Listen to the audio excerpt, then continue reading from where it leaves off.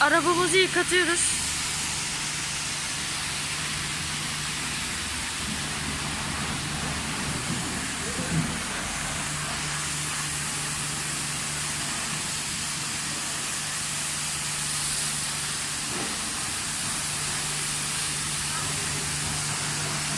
Evet arkadaşlar, şu an arabayı geriye alacağız.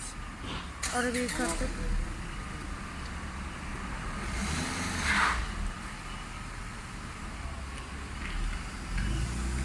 Gel abi.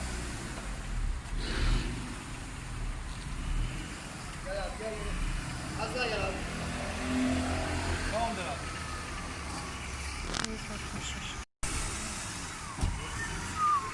Evet arkadaşlar, görüyorsunuz.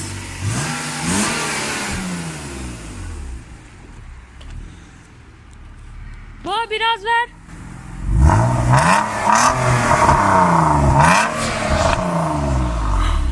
Gördüğünüz gibi arkadaşlar.